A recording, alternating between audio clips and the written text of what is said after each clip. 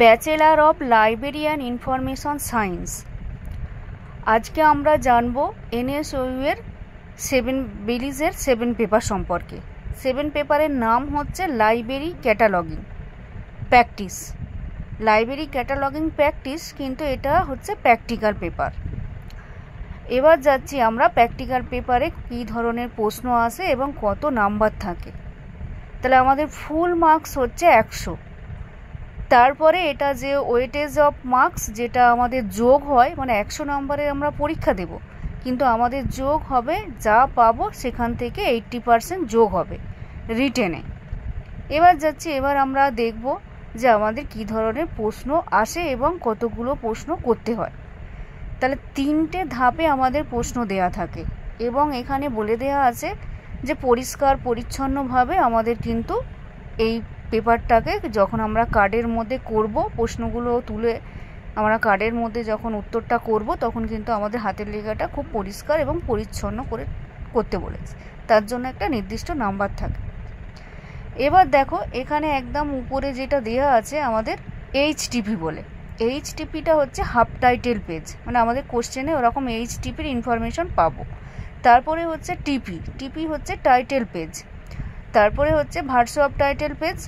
তারপরে হচ্ছে ওয়াই হচ্ছে আদার ইনফরমেশন। আদার ইনফরমেশনটা হচ্ছে পুরো বইয়ের ডিটেলসটা ওখানে দেওয়া থাকে। এই যে 4টে যে ভাগ দেখালাম, ওর মধ্যে আমাদের কোশ্চেনগুলো, বইয়ের ইনফরমেশনটা দেওয়া থাকে। এবার যাচ্ছি আমরা গ্রুপ এ তে কী ধরনের প্রশ্ন আমাদের পড়বে। গ্রুপ এ তে আমাদের বলে দেওয়া আছে যে মেন এন্ট্রি করতে হবে, তার সাথে ট্রেসিং সহ মেন এন্ট্রি কার্ড করতে হবে এবং অ্যাডেড এন্ট্রি করতে হবে আর নেসেসারি রেফারেন্স এন্ট্রি করতে হবে এএসইআর অনুযায়ী। তাহলে এএসইআর 2R অনুযায়ী আমরা গ্রুপ এ এর 4টে প্রশ্ন দেওয়া থাকবে 1 থেকে 4 নম্বর প্রশ্ন পর্যন্ত। সে 1 থেকে 4 নম্বর প্রশ্ন থেকে আমরা 2টো প্রশ্ন আমাদের করতে হয়, মানে এনি 2 আমাদের প্রশ্ন করতে হবে। তাহলে 1 নম্বর যে প্রশ্নটা আমাদের দেখব যে কি কি প্রশ্ন দেয়া আছে, 4টে যে প্রশ্ন আছে গ্রুপ এ। এবার আমরা দেখব যে আমাদের কি কি প্রশ্ন দেয়া আছে। গ্রুপ এ তে বেশিরভাগ ক্ষেত্রে যে 4টে প্রশ্ন দেয়া থাকে সেটা হচ্ছে জার্নাল দেয়া থাকে, কনফারেন্স দেয়া থাকে, অ্যানালিটিক্যাল এন্ট্রি দেয়া থাকে আর কম্পোজিট বুক দেয়া থাকে। এই 4টেই সাধারণত দেয়া থাকে। এছাড়াও আরও অন্য প্রশ্নও এখানে অ্যাড করে দেয়। 1 নম্বর যে কোশ্চেনটা দেয়া আছে সেটা হচ্ছে আমাদের জার্নালের কোশ্চেন। পুরো কোশ্চেনটা একেবারে এখান থেকে এই পর্যন্ত যেগুলো হাইলাইট করছি ওই পর্যন্ত হচ্ছে জার্নালের কোশ্চেন, মানে পিরিয়ডিক্যালের। 2 নম্বর যে কোশ্চেনটা দেওয়া আছে ওটা হচ্ছে কনফারেন্সের কোশ্চেন, মানে কনফারেন্স যে নিয়মে আমাদের ক্যাটালগ কার্ড হয় সেটা। 3 নম্বর যেটা দেওয়া আছে সেটা হচ্ছে আমাদের অ্যানালিটিক্যাল এন্ট্রি, মানে 3 নম্বরে যে প্রশ্নটা দেওয়া আছে ওটা হচ্ছে অ্যানালিটিক্যাল এন্ট্রি। আর 4 নম্বরে একটা প্রশ্ন আছে, সেটা হচ্ছে আমাদের একবার দেখে নিই 4 নম্বরে কি আছে। 4 নম্বরে আছে আমাদের কম্পোজিট বুক। তাহলে কম্পোজিট বুক আছে, অ্যানালিটিক্যাল, উপরে যে 3 নম্বরটা ছিল ওটা ছিল অ্যানালিটিক্যাল এন্ট্রি, আর 4 নম্বরটা হচ্ছে কম্পোজিট বুক। এই যে 4টে প্রশ্ন হচ্ছে গ্রুপ এ। গ্রুপ এ 4টের মধ্যে আমাদের 2টো করতে হবে। এবার যাই group B A. Group B A আমাদের কি বলা আছে, গ্রুপ বি এ আবার ওই একই বলে দেওয়া আছে যে মেন এন্ট্রি করতে হবে ট্রেসিং সহ এবং প্রয়োজন হলে রেফারেন্স এন্ট্রি করতে হবে। সেটা কোন কোন প্রশ্ন গ্রুপ বি এতে আমাদের মেনশন করে দেওয়া আছে। যে এনি 2 হচ্ছে এএসইআর থেকে করতে হবে, সেটা কোন কোন প্রশ্ন থেকে, 5 থেকে 8 নম্বর প্রশ্নের মধ্যে 2টোও করতে হবে। ওই 2টো এএসইআর রুলস ফলো করে করতে হবে।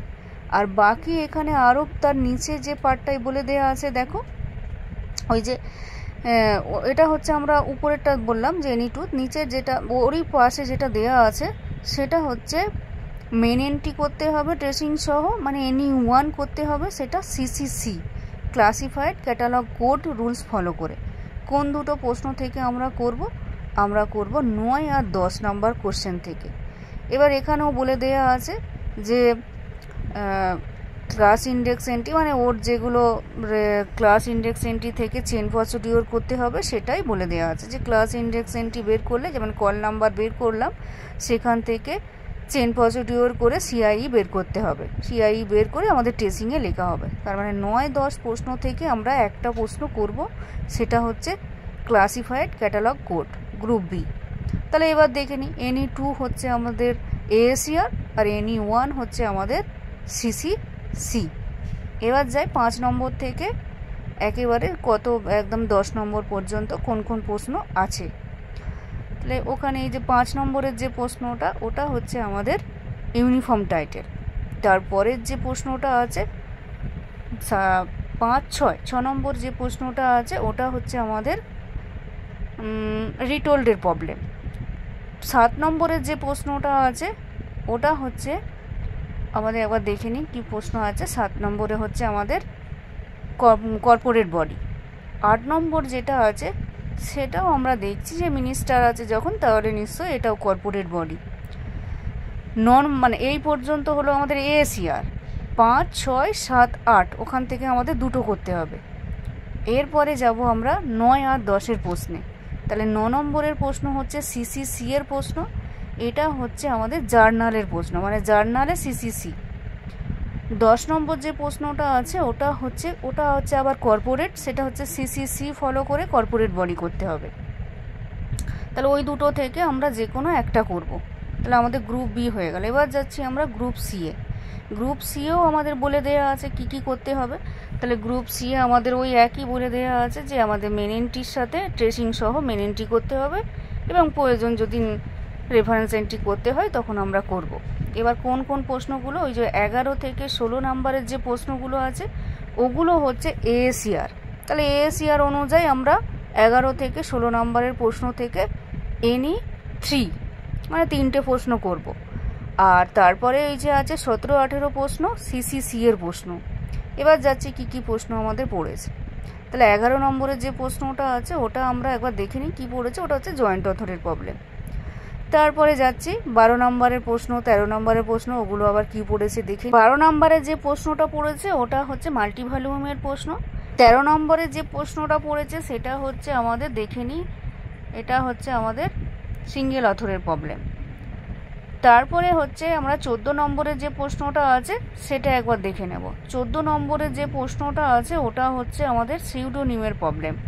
তাহলে আমরা 13 নম্বরের প্রশ্ন দেখে নিলাম এবং 14 নম্বরের প্রশ্ন সিউডোনিম বলে দিলাম।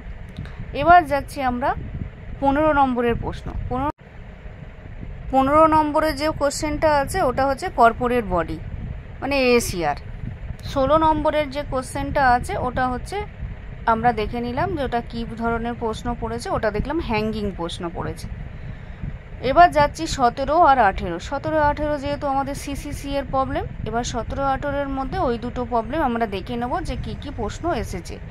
17-18, 17-র প্রশ্নটা এসেছে জয়েন্ট অথরের সাথে CCC রুলস ফলো করে করতে হবে। আর 18 নম্বরের যে প্রশ্নটা এসেছে ওটা হচ্ছে CCC ফলো করে আমাদের সিউডোনিমের প্রবলেম।